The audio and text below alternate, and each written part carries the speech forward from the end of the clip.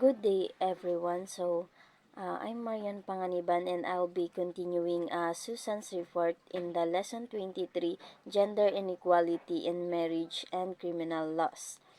So, um, the first one is the difference in proof of crime. So, for the crime of the adultery to be proven, the mere sexual intercourse with a man not her husband will suffice. So, the crimes of adultery and concubinage have different requirements when proving them in court, but for adult, it is enough to prove that a married woman had a sexual intercourse with a man who is not her husband. So once this act is proven, the crime is already established. So even if it happened only once, and even if it was done in private.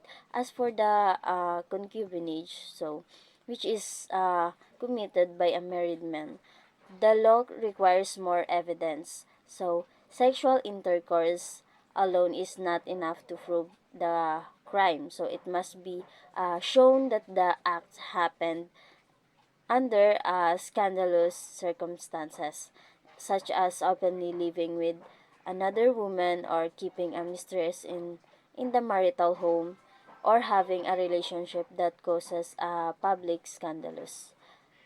So the next one is the difference in penalties. So the wife in adult case incurs a higher penalty than that for the erring husband in concubinage. And the penalty of imprisonment is also imposable on paramour in adults, and only the penalty of desiero or banishment falls on the concubine in concubinage. So, the penalties for adult and concubinage are also unequal under the law.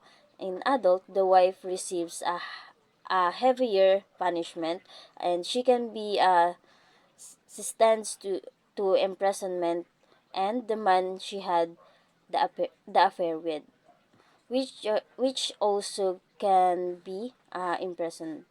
And in concubinage, the husband receives a lighter penalty compared to the wife in the adult, and the woman involved with the husband does not receive imprisonment. So instead, she is only punished with desiero, and desiero means banishments or being prohibited from living near certain places such as the family home. So this difference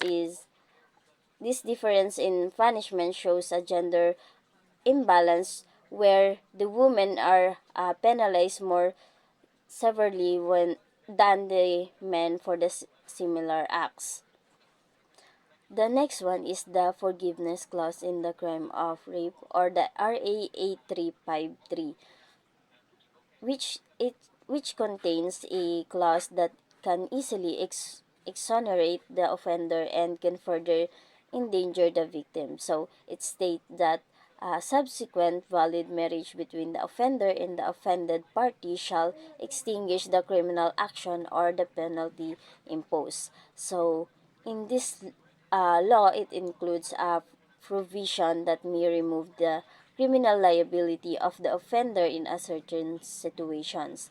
So according to the law, if the offender and the victim later enter into a valid marriage, the criminal case against the offender can be extinguished. So meaning the case may be dismissed or the penalty will be removed. So this clause has been criticized because it can pressure the victims to marry their offenders in order to avoid social shame or family pressure. And critics argues that this provision may protect the offender instead of prioritizing the safety and the justice of the victim. So the next one is the forgiveness by the wife. So it states that if the offender is the legal husband and the subsequent forgives by the wife who is the offended party, shall extinguish the criminal action or the penalty. So, this perpetuates values violence under the shroud of marriage, which can be perpetuate these kinds of abuse for a long period of time.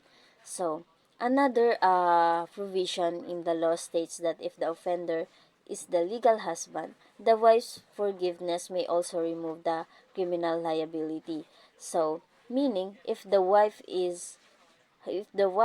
who is the victim later forgive his husband, the criminal action or the penalty imposed may be extinguished. So, some critics also argues that this provision may allow abuse within the marriage to continue because the offender might escape punishment simply through forgiveness by their wives, which may also sometimes be given to uh, pressure, fear, or dependence. So the next one is the exclusive definition of prostitution. So, in the Article 202 of the Revised Penal Code amended by Republic Act number 10158, it states that women who, for money or profit, habitually engage in sexual intercourse or lascivious conduct. So, under the Article 202 of the Revised Penal Code as amended by the Republic Act 10158, prostitution is defined as a woman who habitually engage in sexual intercourse or lascivious conduct for money or profit. So, in this law, it is it, it specifically refers to only to the woman. So, meaning the law traditionally focuses on female prostitutions. So, the last one is the inequality and law.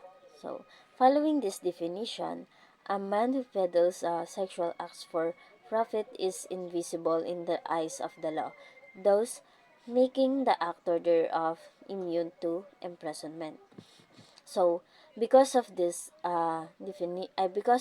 definition of prostitution in the law applies only to women, men who sell sexual services for money are not included in the legal definition, and this creates a legal inequality where the men who perform the same act as the women are not punished in the same way or may not be punished at all.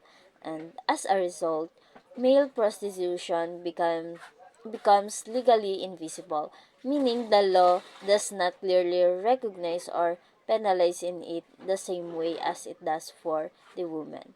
So, that's all for our report in the lesson 23.